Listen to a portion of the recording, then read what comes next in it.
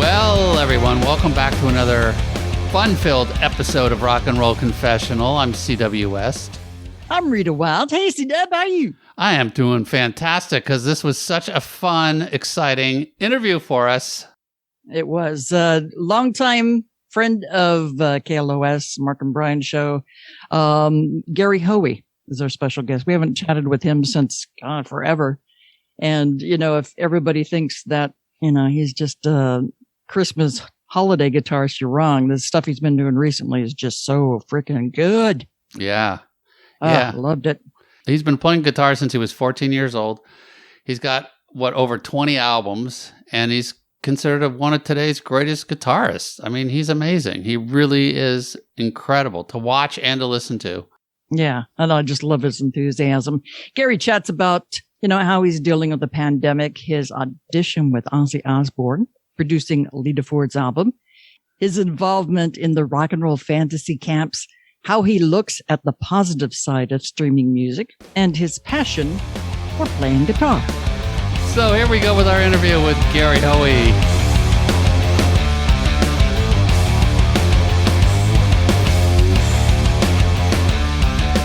It's good to see you. Well, this is actually one of the, I guess one of those virtual backdrops or something. Uh-huh. That's behind me because I'm in my studio, but I just have a lot of weird stuff I didn't get to clean up that I don't want to just show the world. Don't give away the magic, Gary. Exactly. There's some dirty underwear hanging everywhere, so I apologize for the virtual backdrop. Hey, I just built a fort. You know, I put a Usually it looks great. It's a green. I wanted something quick, and so Amazon had like this green screen, like 14 bucks. Let me just try it out real quick. And CW said it looks like I built a fort, but that's okay. I like forts. It does. It looks cool. It looks very homey. And then you got guitars hanging on the wall, which I love. Welcome to Rock and Roll Confessional. I'm Rita Wild. I'm C.W. West, and we've got Gary Hoey. He's somebody that is one of the great guitar players. I mean, he always did so much for KLOS and Mark and Brian with the Christmas shows and anything that we needed. But he is a great guitar player, but also one of the most genuine and positive people that you will ever meet in your life. Welcome, Gary Hoey. Oh, thank you so much. It's great to be here. I miss you guys. We miss you too. So you've been up to a lot of different things, Ben. I think if people remember you just from the Mark and Brian show, they probably think you're just doing, you know, rock and roll tunes. But holy crap, man, that latest album, my God, Neon Highway Blues, that is excellent, Gary. Oh, thank you so much. I appreciate that. I mean, you're going to the blues, and it's like I knew your prowess as a guitarist, but doing the blues like you do, my God, just gets me chills. Well, I appreciate it. The blues has always been just something I love, and you know, I guess as you go through different genres of music and you do different things, when you get older, a lot of people decide, oh, it's time to do like a blues record, you know. So I wanted to mix the blues and the rock, you know, keep some rock in there too. And thinking of like Gary Moore and different guitar players that I always felt like could be bluesy, but still, you know, play with a lot of distortion and really have a lot of energy. So that's in there, and it's been a great experience just to do the blues and have that experience and go on the festivals. And the last year has been interesting working on music for the next album. It's been affected by what we've been going through, I have to say, for sure. Good. Excellent. Lyrically? Well, I think lyrically, and I think musically too, you know, because I was working on another album, which is, you know, a lot of blues, a lot of rock, just mixing it all up. And then I kind of stopped and took a year to just focus on my family and my mom and let the music sort of evolve a little bit from what I've been through, because I think it's always good to take life experiences and turn them into music. But it did affect what I wanted to do musically and lyrically as well. I think it's going to be a little bit more of an aggressive album, a little bit more heavy, a little bit more back to my rock. And losing Eddie Van Halen and things like that had an impact on me where I said, you know what, Gary, it's time to really keep the guitar alive. So this next record is going to be a lot of crazy guitar playing. Excellent. Love to hear that. Also love to hear that you sing a lot now, and you have a great voice. Wow, thank you. Thank you so much. I love to sing. It just took me a long time to get back to singing because I was an instrumental kind of shredding guitar player, as you know. I shredded for you many times. Oh, yeah. And singing was always, just in there because growing up in cover bands, playing at the local Holiday Inn or whatever, I always sang in bands, so it was just kind of getting back to it and finding my voice. Your son is on your latest album too, right? He plays on one of the songs? He is. He's on. Ian Hoey is on "Don't Come Crying to Me," and it has nothing to do with his allowance or anything. So you still give him allowance? Well, he's 19 in college now, so okay. But you know what? I found out you never stop giving your kids allowance. It's just in a different way. Yeah. You know what I mean? But yeah, he's a tremendous guitar player. Really is finding his own voice, and I just wanted to play with him because it was always my dream to play with my kids. And my daughter does art. She's a painter, and she loves music too. But yeah, Ian I think he's becoming his own amazing guitarist. That's great. Where is he going to college at? He is going to Belmont in Nashville. Oh, wow. That's a great music place. Yes, very music driven, right? Very music city. And he decided, he was like the kid. He said, I'm going to leave town, and go somewhere. And I was nervous, like any parent. But he said, Dad, I think this is something I need to do, just to not just go to Nashville, but to go away from home, and be on my own. And continue to send me money, Dad. Don't forget that part. Keep the allowance going. Well, I was going to say the allowance has a couple extra zeros to it now, but it's all right. Yeah. Now your own journey, you went to Berklee School of Music in Boston, right? Is that where you attended? Well, the story goes is I wanted to go to Berklee, but my mom had 6 children and we just didn't have the money. But you know how moms are. She said, hey, just go down to Berklee and hang out. Maybe you'll learn something. So I went down there and I met a guy who just graduated. And I said, can you give me private lessons at your house? So every Saturday I went, he taught me how to read music and he taught me, some basic jazz theory and stuff. And I swear to God, I would have never probably scored the Endless Summer soundtrack or been the music director at these different things if I didn't learn a little bit about music. So I got a backdoor education, Oh, that's awesome. Yeah. Gary, you make it look so easy. When I watch you play, it's just like butter dripping through the fingers. It just seems like the way you do it isn't like regular guitarists. You just kind of have this smoothness to you, but yet you can make that guitar just go crazy. Wow, thank you so much. I think it's the way you approach it. Like I always, my dream was always to try and, master the guitar just to the point where I just could play what I felt. And what I could feel and what I could hear in my head is what I was trying to do. Because you can't master it. You never master it. But I just wanted to be able to express myself. And the better I got at it, it did become a little bit easier, if you know what I mean. And I try to relax when I play and make it seem effortless, even though it obviously isn't. But I think it's in the preparation.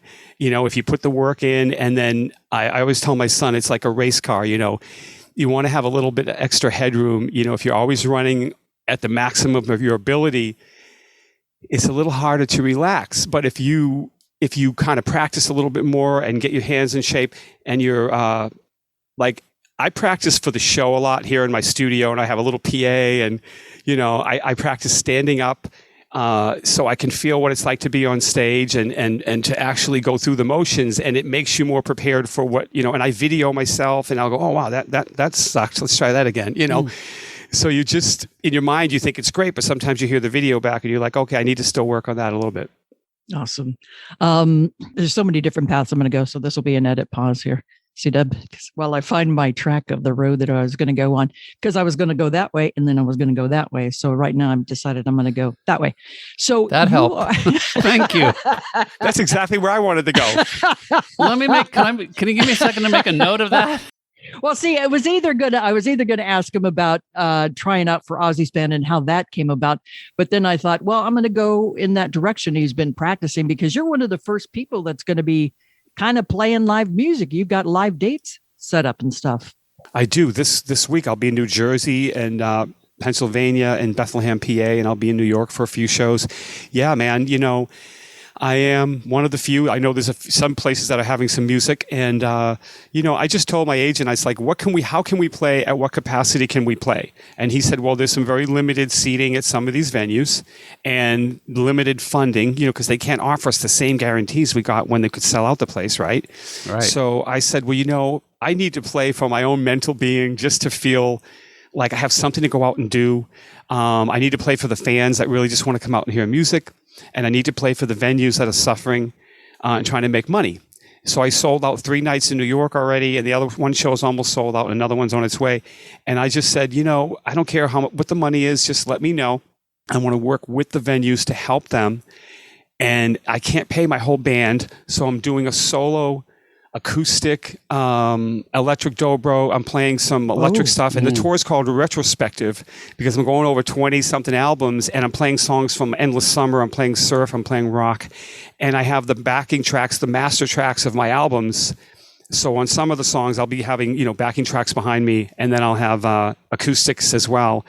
And I just want to make it a show and an experience for people, and I'll tell some stories and answer some questions and make it an intimate night, because we have to survive. We have to reinvent sometimes to stay in the business. And that's what I'm doing. And I want to help these venues also to come back.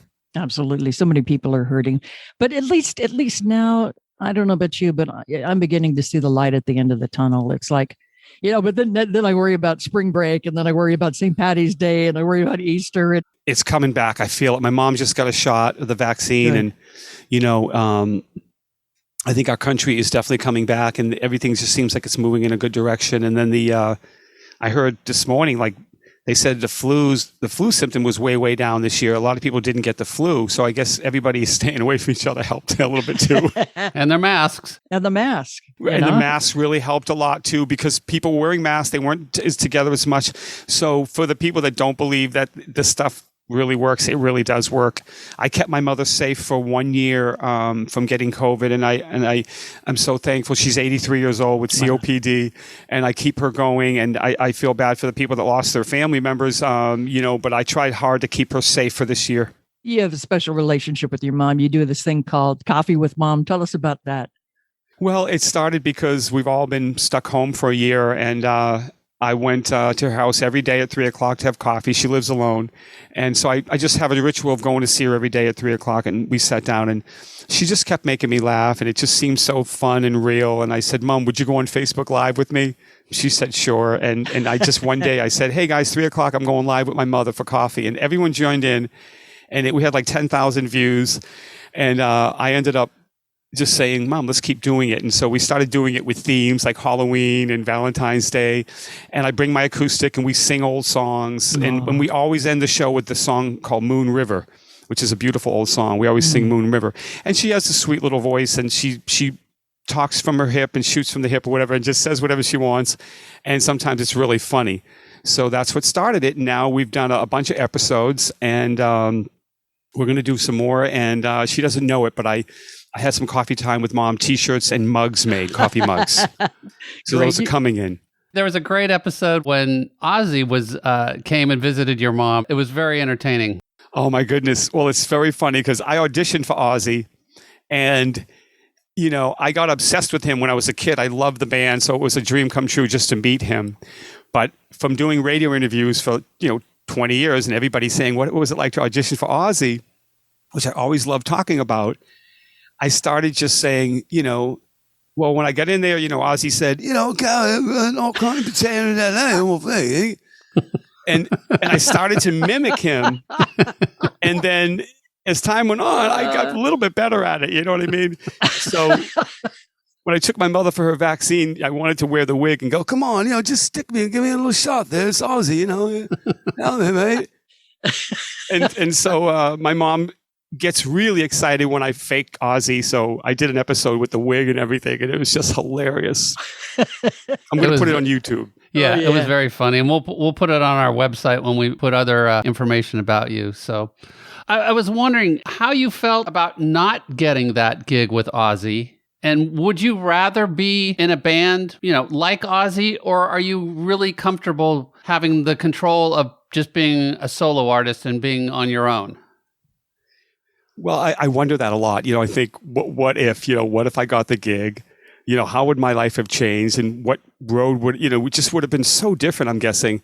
But I always felt like, every opportunity that you got was a reason to keep moving and keep me positive in why I, got to that point. And even getting close to getting the gig with Ozzy was enough for me to say, you know what, I got something to offer, and I do have something, and I can do this for a living.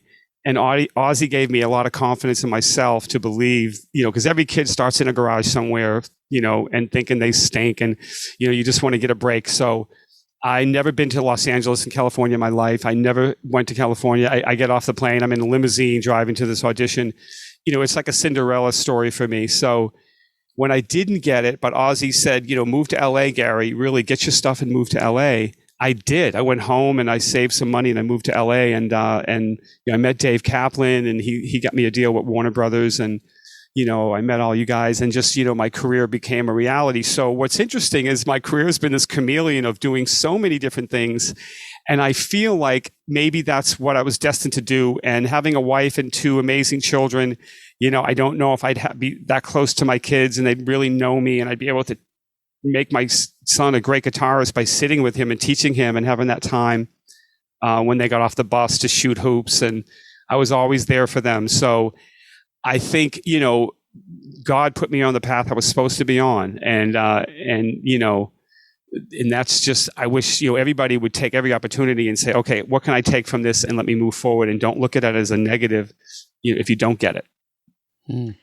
Where do you get your positivity from? I mean, this is you. This is the way you have always been. Mm-hmm. You just exude radiance and hope, and encourage people, and especially this, like what we've all been going through. People just need that. So, what is your source? How do you get your energy back?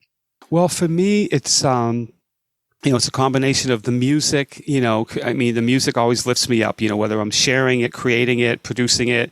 Getting back to music and realizing that that's, what I'm put here to do, to lift people's spirits and keep that positive energy. But for me, it's just looking at life as a precious thing, and just looking at it as, what can we do to change lives in a positive way? How can we affect other people in a positive way?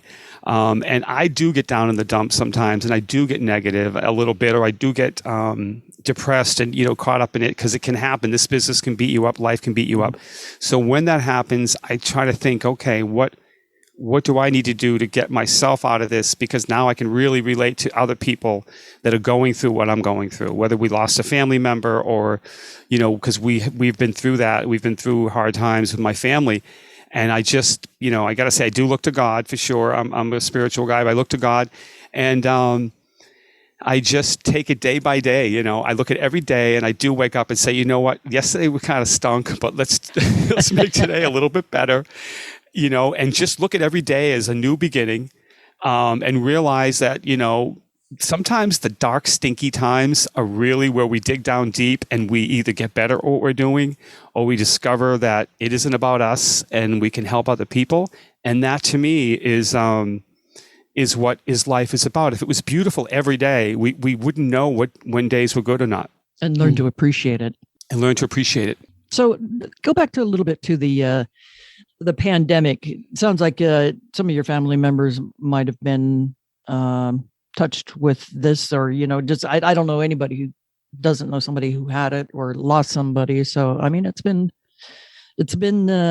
something that just didn't disappear, go away during the summertime. It just it hung with us, and it changed people. And I loved what you're saying, that you got to spend that family time and get to know yourself too.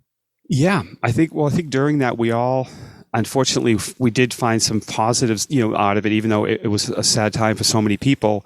Again, when we all get stopped dead in our tracks and the whole world was put on pause, it made some people either have to focus on their problems, or it made some people have to, focus on what was really important in their lives.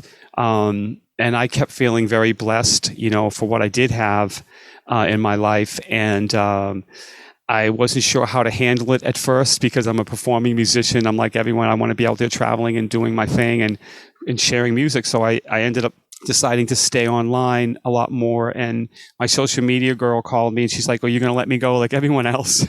And I said, "No, I'm going to keep you on and I'm going to pay you more." Because I said, in this next year, we need to embrace this time and I need to be online doing live streams. I need to be telling my fans it's going to be okay. And I started exercising. I've always been kind of physically fit, but I started exercising 6 days a week to keep me out of depression. And I started encouraging my fans and even posting little video clips about simple exercises we could do at home. And I kept getting incredible positive private messages from people thanking me, and even coffee time with mom, people that had lost their moms were living through us and loving the experience of sharing my mother. So I spent that year, just this past year, doing that and embracing the internet. And it helped me too to get through it with my fans and checking in on them. And so I think that was something that helped me get through this experience with COVID. And now I'm gonna, if I have to play online for as long as I have to, I'll continue to do it. That's great stuff. That's great stuff. You've got the rock and roll, what is it, mastery class? The fantasy camp? Rock and roll fantasy camp. Tell us about that. Well, I've been doing the camps for 10 years, which have been amazing to work with just people that love music like we do, but they're everyday people that maybe haven't been on stage, and we've done camps in Las Vegas, we've done them all over the world, and but the masterclass was something they started again with COVID. We were like, what are we going to do?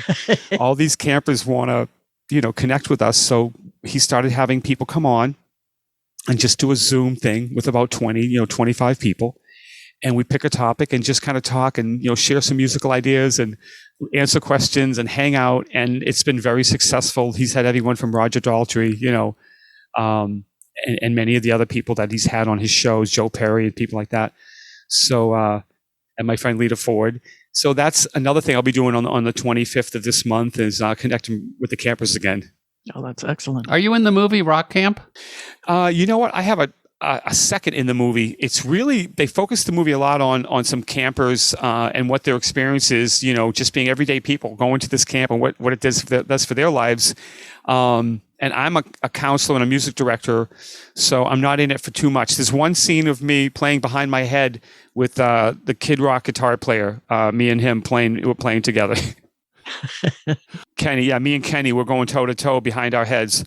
It's a great movie. I got to tell you, I really recommend you watch it because it's such a feel-good movie. Like right now, for what people are going through, this rock and roll fantasy camp movie, it really shows you what connects us all to music and how these big executives at companies that they're the heads of the CEOs of big companies. They come and they're sitting on a drum set, and now they're just they're geeked out about what music can do to them and the camaraderie that we all connect with. And the movie was so well done. And David Fishoff, who created Rock and Roll Fantasy Camp, he used to manage Ringo Starr, one of the Beatles, which is the most incredible thing. And when you think of him working with one of the Beatles, he ended up wanting to create an all-star band around Ringo. Who doesn't want to play with Ringo Starr, right? Yeah. So one day, David says, I got this great idea, man. What if we bring a bunch of people in and let them rock out with rock stars and they can pay a fee? And it's the ultimate, camp. And it started 25 years ago. And it's really a life-changing experience. I can't even explain it to somebody unless you've been part of it, what happens when we all get together. So I hope people check it out. Excellent. I'm looking forward to that. Now, another thing you've got doing is working with Lita Ford again, because you worked with Lita Ford a couple of years ago, and you're producing some new music with her, I guess? Yep. We have been working on another album, a follow-up to Living Like a Runaway. And I just love Lita. She's such a warrior. She's such a survivor of what she's been through. If you read her book, Living Like a Runaway, it's an incredible read. And I can't read it because I know her too close. But she's her new album, I think, is one of the best things she's ever done. I mean, it's her vocals, the writing, and she's been, like us all, hunkering down. And she's been in incredible shape. She's so healthy now. She rides her bike every day, and she's someone I admire so much because of her being in the Runaways and what she's done for rock and roll and women in rock and roll and working with Ozzy. Obviously, I forget kind of how much of an icon she is because she's just such a close friend to me. But her new album, I think people are going to be really blown away. She's got Max Norman mixing it, who worked with Ozzy. He did Diary of a Madman, and he also did Megadeth, Countdown to Extinction, which is one of my favorite records. So he's mixing this record and making it sound like, oh my God, like when I finished producing it, I mixed her last record, and this one I said, Lita, I cannot mix this. It's way bigger than me. I don't want to do it. I'm not doing it. So she said, okay. You're playing on this one, aren't you? Yes, we're both playing. We kind of do a thing, her and I. We're so connected musically. It's like I'll pick up a guitar and I'll start playing a riff, and she'll go, that sounds good. And then she'll play something. And then sometimes she'll say, here, you take this. And, she'll throw the guitar at me. So it's really a back and forth. But she's doing all the solos. I do some harmonies and stuff with her, but all the lead solos, I really insist that she does it. It's her record, man. And I don't want people, I just want it to be her. And even the last record, some people thought it wasn't all her, and I was like, it's all her, man. She's that amazing. Really talented lady. When does that come out? She's hoping she's going to get it out. I'm hoping this year sometime. She's got a couple people she's talking to that I think are really exciting, that I think could, people in the industry that you guys know very well. And I don't want to say anything because it's her business, but they're just, these people are the people I feel like she should be with her, and that would really take her to where she needs to be with this next album.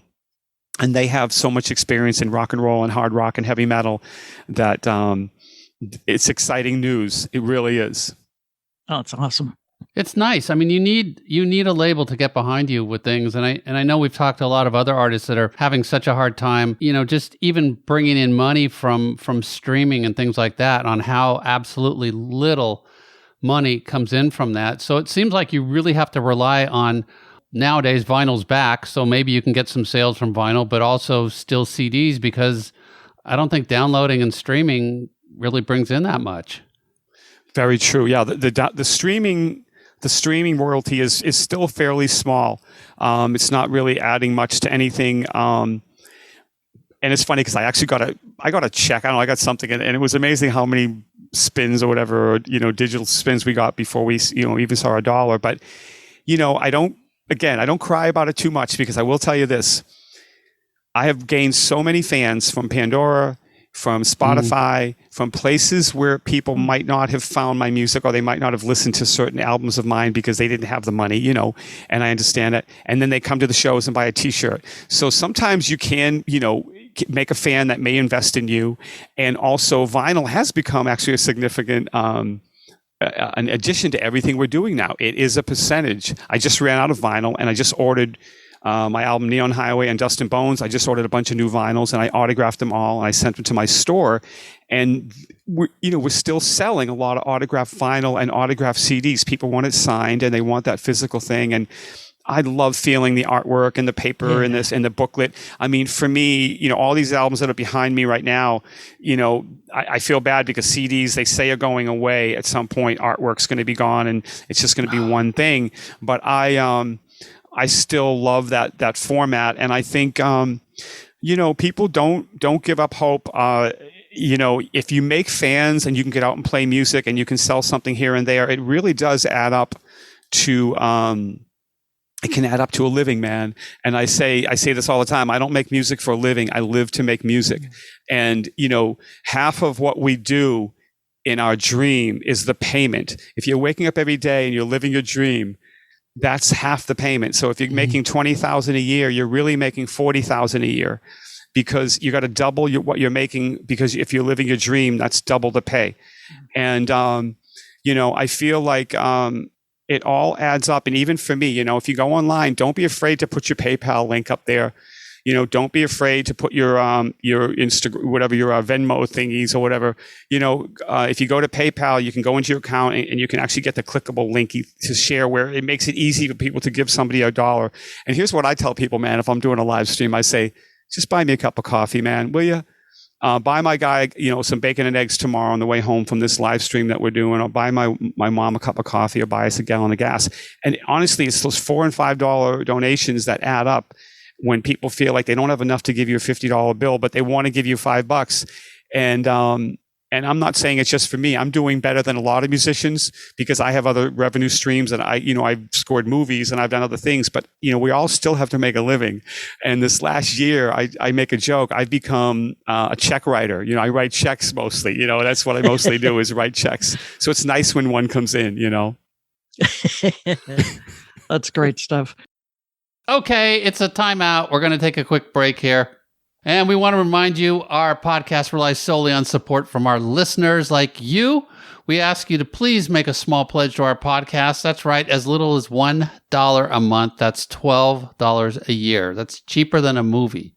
So please go to our support tab on our website, rockandrollconfessional.rocks, or go to Patreon and just search for Rock and Roll Confessional. And there you can put in a little dollar amount, and it will go to help support us and pay for things that we have to pay for.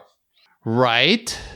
That is correct, CW. So thank you for everybody who's already done so, and all the positive comments. We've got a lot of pretty good shows coming up in the future, so we're kind of excited about that.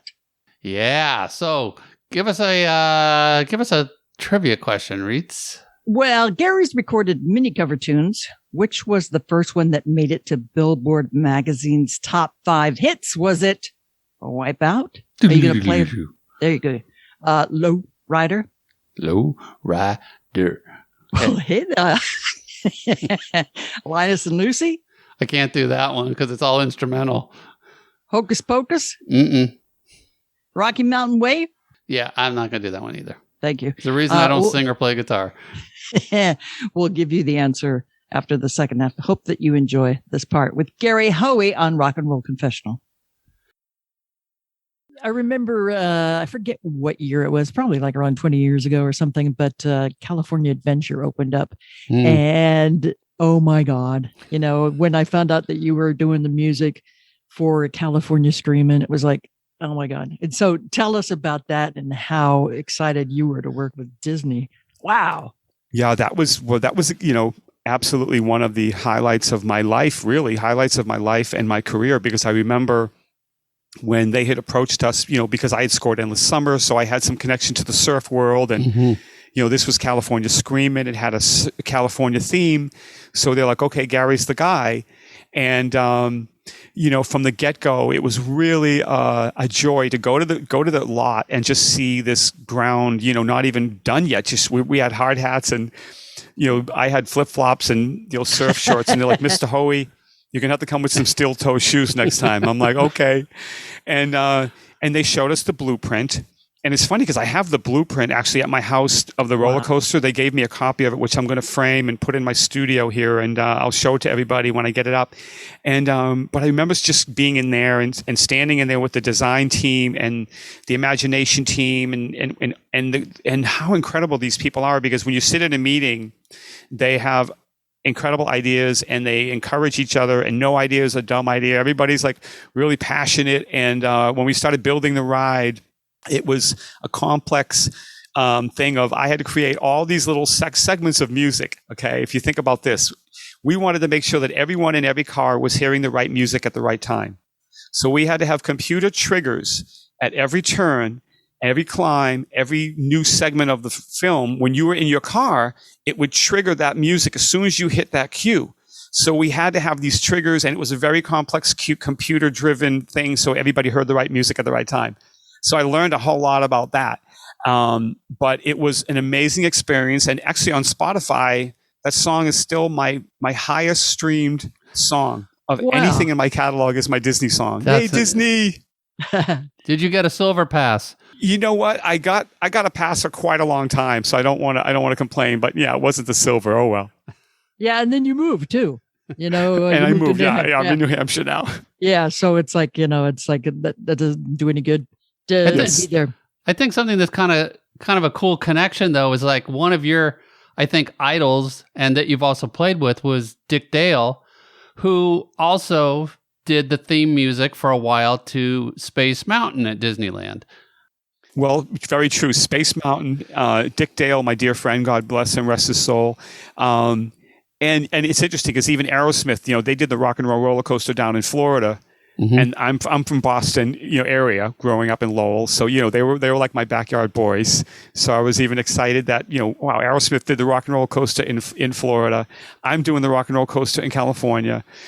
Honestly, it couldn't have been a bigger honor to me, to be associated with them and to do something like that. And so many of my friends have, over the years, they'll send me a message from the park. Dude, I'm on the ride. I hear your music. Just the honor of that is like incredible, Yeah. My record before the park officially opened up, or right at that time, 13 times on that roller coaster in one day.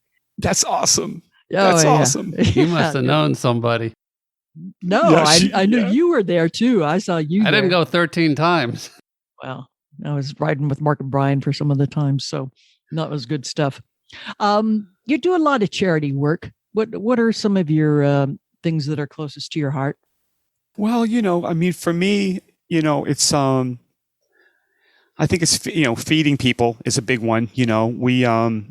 We've done a lot of stuff in the last year, because a lot of the food banks have been down. Yeah. So that's one big thing that I've done. And we got together with a bunch of artists here on the East Coast, Sully from Godsmack and Adam Sandler and a bunch of us. And we did a feeding people from home. We all did like a live stream thing. And we raised, like over $1 million to help feed the food banks. And then we've done things where it's been me just going online. One weekend, me and my mom did Coffee Time, and I did a 24-hour guitar giveaway, live stream where we did a thing in 24 hours to raise as much money as we could for this one family. And we raised a few $1,000s in 24 hours to help this mom and, her kids have a Christmas and get them what they needed. And, we just, sometimes that happens. I got a message from a fireman in New Jersey who said, my dad's got cancer and no one will help him. And I've reached out to every rock star in the world and you're my last hope. So I went to New Jersey, we did a show, we raised money for his dad. And so, I love to pick the little guy sometimes and pinpoint like, what can I do to help one family right now instead of just sending a check to the Red Cross. I like to see results. So I'm that kind of guy. I do a lot of hands-on. My mom lives in a complex with, 25 old, beautiful people. And, when we got the snowstorms back to back, I went over with a bunch of snow stuff and I cleared off all their cars. Get out. You're clearing off the cars? I did. And some of them were 90 years old. And one night I did 17 cars in one night. And these old people were, you can't believe what they were thanking me. Some of them said they have arthritis. And so it meant the world to them to wake up in the morning and their cars were cleared. See, is he not like one of the most genuine, perfect people on the planet? I mean, come on, you just got such a heart of gold. Who were some of the guitarists that you looked up to and admired? For me, the guitar players that live in my hands are definitely Jeff Beck, who I toured with 10 years ago. I did a bunch of shows opening for Jeff. And what was that like? Oh, that was just again the biggest dream come true in the world. Playing with Ozzy, tour with Jeff Beck. He was like the epitome to me. So to play some shows with him was an incredible honor. And then Eddie Van Halen, he lives in my fingers for sure, because just lived with so much of the early Van Halen records. And, I probably got to throw Joe Satriani, Steve Vai, and, Eric Johnson, those early instrumental guys that really inspired me a lot to do what I do. And of course, Hendrix and just, a lot of that old Robert Johnson blues and Hendrix, just all the Kings, B.B. King, Freddie King, Albert King, and my number one is Burger King. How's that going? No, I can't go anymore, man. I got to keep the gun show up. I was going to say, look at those guns. Looking at your Instagram posts and all the good food you're eating, I'm like, I can't imagine you hanging at a Burger King. Nope, not these days, dude. No. But I do like it once in a while. Like I'll get like I like a Whopper, man. Once in a while, I'll just get a Whopper and fries, and I do regret it later. Sometimes I'm like, but sometimes you just got to do whatever your guilt thing is. Absolutely. But you're exercising 6 days a week, so come on, you got to have a cheat day every now and then. Exactly. Gary, at the end of the show, we do what's called the bonus round. We're just going to throw some fast, crazy questions at you. Awesome. So, shouldn't be too difficult. If you were making a documentary rock film, what would the subject be on? It would be on how to get along with band members. Boy, I think And the then word could wait, use so there that. has to be a reason that you would just choose that. Well, from being in bands, growing up, and then also doing all these rock and roll fantasy camps, there's just, it's sort of like it's like a marriage in a way, and there's a lot of correlations to being in a band and being in a marriage, being in a family, a relationship. There's just between the compromise and how you approach each other. I just think that would be a great subject, and there would be some funny things that we would bring up to have in there. Oh yeah, I can imagine a few now. One of my funniest things, David Lee Roth was on with Mark and Brian, and he said sometimes, you're just sitting in a room with these people on tour, and it's like all of a sudden he says, "I hate the way you chew your food." It's just like these little things that just annoy people, and you don't say it. And it's when you're touring, man, you're living with these people, and rehearsals and stuff. But you know what, though? Here's the thing I would say is what you really want to remember is this: wherever you are in your life, I'm telling you, wherever you are in your life, this is the best time of your life. Because when you're coming up in a band, especially when you're young, and you're just getting that first record deal and that first big tour, and everything's amazing, it's hard while you're in the moment to realize how incredible it is. But for me, getting ready for this retrospective tour, I started looking back in piles of old photographs. And I started looking at me touring with Ted Nugent and Joe Satriani and Jeff Beck and Brian May from Queen, and traveling the world. And some of those times my manager would say, "Stop, look at this. You got to take this in. This is the best thing that's ever going to happen." So I wish, in my rockumentary, I would talk about the fact that realize when the best moments of your life are happening. And even in the band, love each other, because, you're why you're all here and having this success. And even though sometimes the crazy dynamic is what makes beautiful music, is when you're fighting and your tension is there.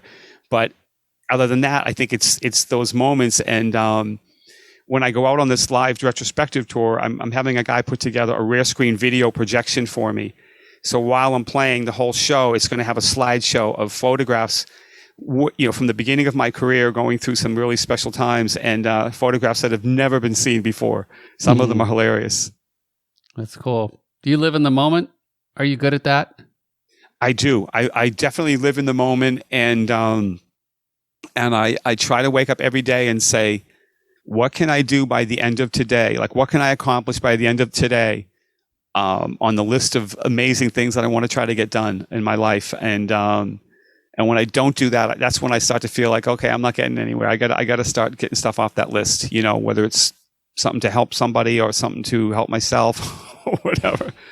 Well, I'm glad we could be the best part of your moment right now. This is an amazing moment. I'm loving this. So are we. What would you say to your 19-year-old self, or your 18-year-old self, looking back now, just back through life?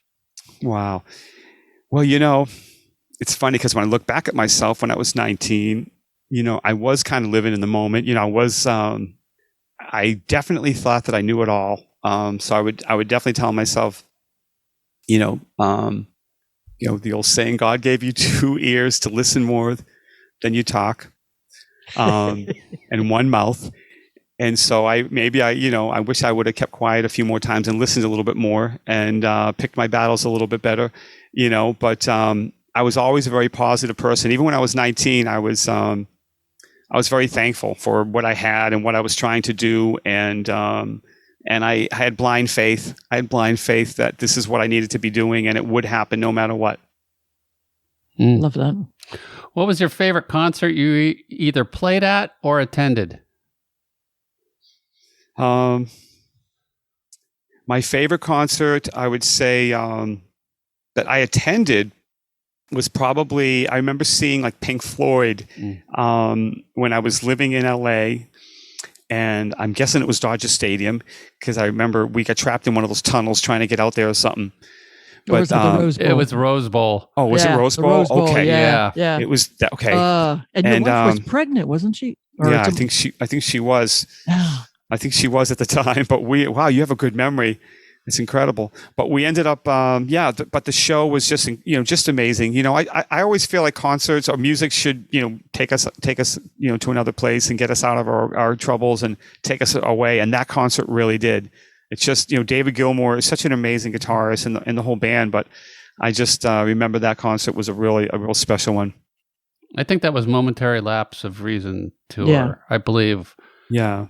Yeah, they're just they're why they are who they are. Incredible. What was the record or the song when you were a kid that made you want to be a rock and roll star? Or, that definitely set you on this course? For me, music started taking me over when my sister started dating a guy who was a guitar player.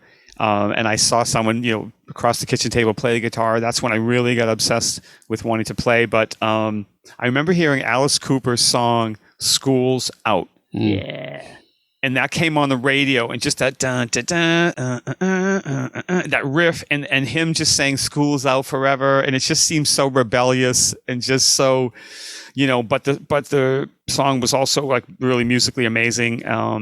And that's what really drew my ear to music. And I said, wow, that's cool. I want to play music. And I remember learning like Jethro Tull, I think Locomotive Breath or something on the guitar. Nights in White Satin was my very first song. Wow. And I was hooked after that. Who would you want to meet that you've never met? Oh, who would I want to meet that I've never met? Let's see. I would probably want to meet, I would want to meet someone that would want to meet me. That's the thing. Because if you meet somebody that's just like, oh, I got to meet this guy, then they might not, But they might be so enthralled with you, Gary, that whatever you say, they would appreciate. And they would be in their moment too. So. Oh, there you go. Maybe there's a challenge that I could win them over with my charming personality. Right. Well, I always wanted to meet Eric Clapton. That's like really selfish, because I just love his music and I love him as a person.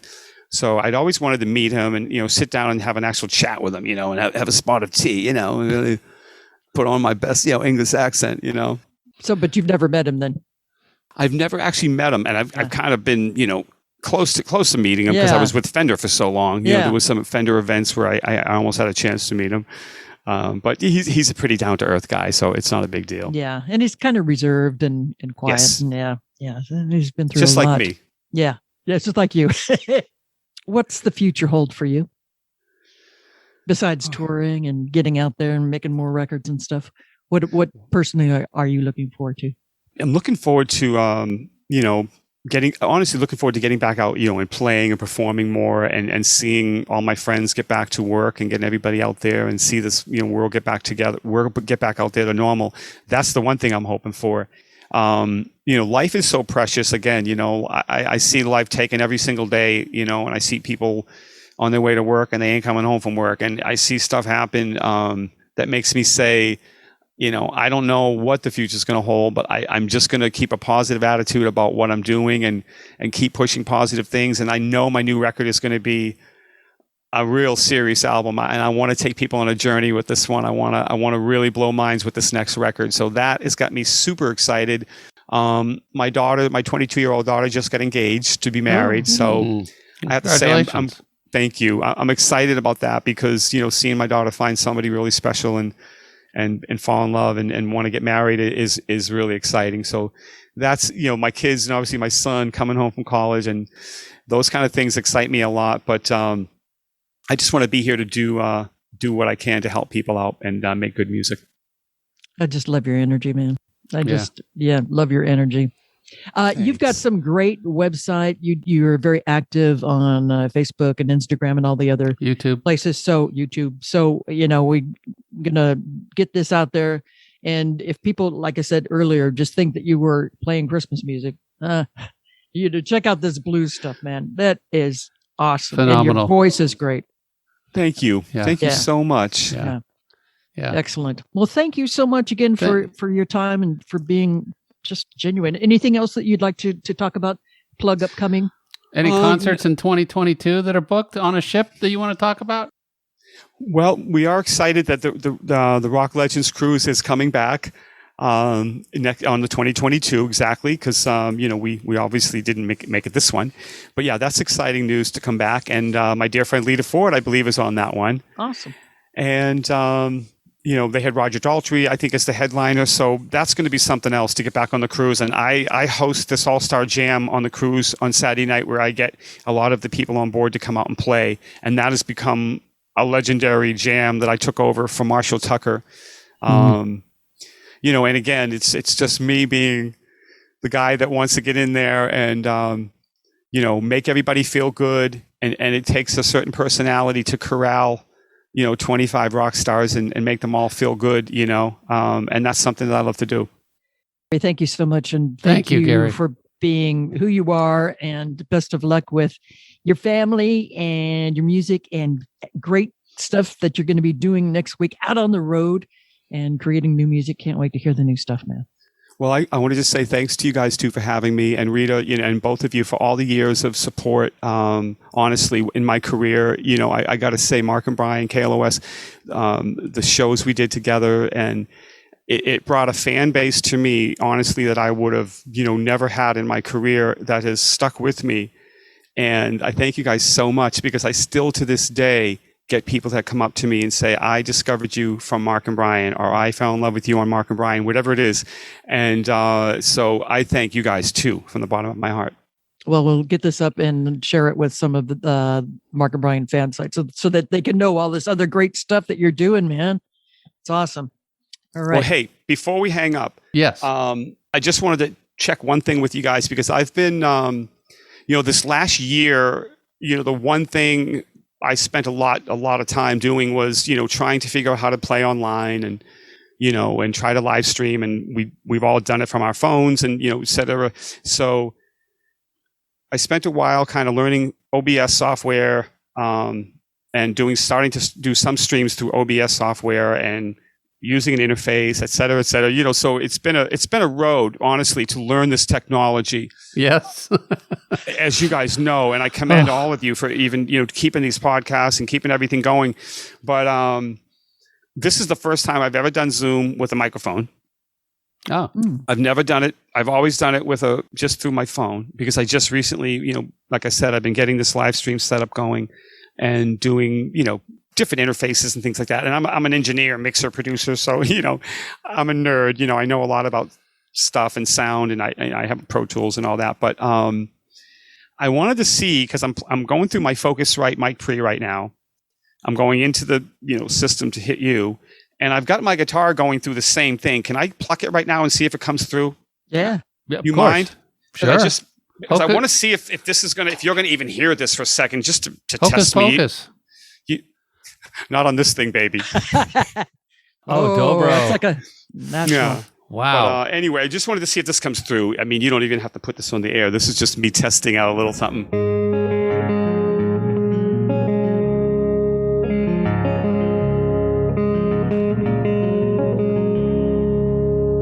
Can you hear that? Yeah, oh my God. absolutely. Oh, Sounds cool. great.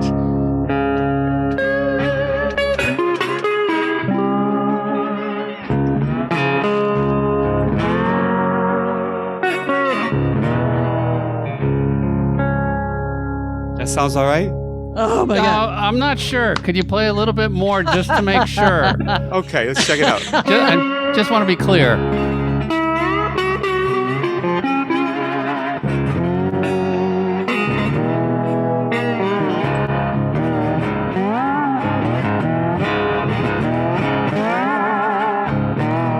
Early in the morning, trying to get to school. Everything starts shaking. I got the boxcar blues.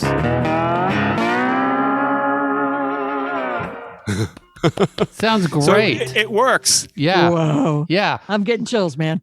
That's great stuff. No, it sounded wonderful. Well, thank you for Because letting there's me. no sound coming. I mean, there's not much coming out of the guitar itself, right? Well, this guitar has a pickup. It's electric. So Yeah. if I shut off the, if I shut it off, you could actually probably still hear it. Yeah. Play it just real quick. Yeah. Oh yeah. Yeah, I wanted to make sure we weren't hearing anything through the microphone. So yeah, it sounds great. And then when I bring in the pickup, you have the full. Oh, it's very rich, very deep. It gets deep and rich, exactly. Yeah. And that's, that's why I had the pickup put on it. So that's really good to know. So everything I have going into my mixer, once it all ends up into this Focusrite mic preamp, it all is going to get out to you. Yep. No matter what I do. Well, I don't know about no matter what you do, but it sounds good right now. Well, thank you for at least letting me test the dobro. Now I know at least that things work. That sounded that was rough. effing awesome. If you need any more testing, let us know. I was going to say, I'm going to call you up next week and say, testing 1, 2, it's Gary Hoey. I'll run some new songs by you. Oh, that's great. If we have to. Well, honestly, it was great to just sit and hang with you guys. I mean, this was literally a thrill. I'm going to see my mom right now. I'm going to have coffee time with her because I had to make sure I had all this working for you. So I told her I have to come late today. Oh, well, thank you so much for that. Well, thank really her for us, it. and thank you so much, Gary. It's an absolute pleasure. Can't wait to see you live when you're back out here on the West Coast. Hey, same to you guys. I love you guys, and let's stay in touch. I'll email you when the coffee mugs come in. I'll get me an address. I'll send you guys the coffee time mugs. Excellent. All right, buddy. Thank you so much, Gary. Thank you. Thank you. Namaste. Love you guys. Bye. So that was such a fun interview, and I love the fact that he was testing out his dobro guitar at the end. Yeah, that sounded fantastic. Oh, my God. I wish I could play guitar, and then I wish I had one of those guitars to play because they sound so amazing. What they do. But his whole system that he had been working on setting up just sounded great, too, for the recording purposes. Yeah. That was awesome. Yeah, Thanks, all been trying to do that. And I have to say, the one sad thing that is hard to do with this podcast is that we really can't play songs because of legality. But, that one just slipped by. Whatever he did there just slipped by because we needed to hear it. And you needed to hear it, So don't say anything about what you didn't hear, okay? Yeah, keep it's our secret. Shh. Special thanks to Gary Hoey for Zooming from his house. Autographed copies of Gary's latest album, Neon Highway Blues, plus other goodies available at his website, GaryHoey.com. That's Gary, GaryHoey.com. You can follow him on Instagram at Gary Hoey. You can follow him on Facebook at Gary Hoey Official. And that's where you can also see the videos of coffee time with his mom. And Twitter is Gary Hoey Band. Make sure you go to our website to check out our show notes. There you can find interesting notes on subjects that were talked about in today's show, along with links to order cool merchandise, autograph albums, etc., plus videos, other links, and more. We always welcome our new listeners. Thank you for tuning in. Please share our social media with your favorite rock friends. We are on Facebook and Instagram. All right. Ready for the trivia question? Do it again. Gary has recorded many cover tunes. Which was the first one that made it to Billboard's magazine Top 5 Hits? Was it Wipeout, Lowrider, Linus and Lucy, Hocus Pocus, or Rocky Mountain Way? Da-da-da. I know it. So go ahead. Give it away. Da-da-da. Actually, it's Hocus Pocus. I wanted to ask Gary, and we didn't get a chance, but I wanted to ask him if he ever got a chance to try to learn to yodel, because if there's that yodeling part in that song that's pretty amazing. Yeah, so it is, and that ain't easy to do. But that's awesome. And thanks again to Gary. Thanks, Gary. And thank you to CW for all your extra input and stuff. Thanks, Reeds, for yours. So I'm CW West. Enjoy your life. Still wear a mask. And we'll talk to everybody real soon. Goodbye. Wash your hands. Social distance.